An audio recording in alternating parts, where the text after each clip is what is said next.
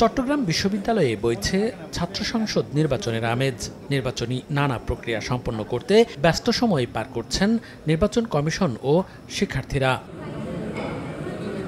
চাকসুর প্রাথমিক প্রার্থী তালিকায় ঘোষণা করা হয়েছে ৯১২ জনের নাম। এর মধ্যে কেন্দ্রীয় সংসদের ভিপি পদে ২৩ জন ও জিএস পদে ২১ জন সহ প্রাথমিকভাবে বৈধ প্রার্থীর সংখ্যা ৪১০ জন। আর হল সংসদে প্রার্থী ৫০২ জন। প্রাথমিক তালিকায় যারা বাদ পড়েছেন প্রার্থিতা ফিরে পেতে ২৪ সেপ্টেম্বর পর্যন্ত আবেদন করতে পারবেন তারা।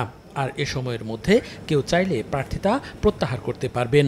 প্রার্থিতা যাদের কোনো কনফিউশন থাকবে, কোনো জটিলতা বা নির্বাচনের বিধির সাথে সামঞ্জস্যপূর্ণ নয় এমন কিছু হলে আমরা প্রার্থীদের উপস্থিতি চাই।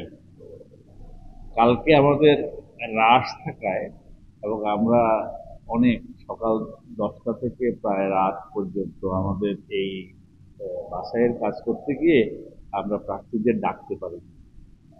আমরা আজকে তাদেরকে ডাকবো। ২৫ সেপ্টেম্বর প্রকাশিত হবে চূড়ান্ত প্রার্থী তালিকা, আর ১২ অক্টোবর হবে চাকসুর ভোট।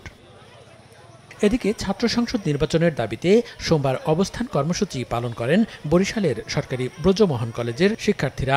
মঙ্গলবারের মধ্যে রোডম্যাপ না দিলে কঠোর আন্দোলনের হুঁশিয়ারি দেন তারা। যে কোনো মূল্যে আমাদের বাক্স অধিকার আদায় করে নিব। আমাদের সাধারণ শিক্ষার্থীরা আমাদের পাশে, সর্বদলীয় ছাত্র সংগঠনগুলো চাচ্ছে যে বাক্স নির্বাচন হোক। সবাই সমঝোতাটা চাই, বাক্স চাই, বাক্সুর বিকল্প নাই।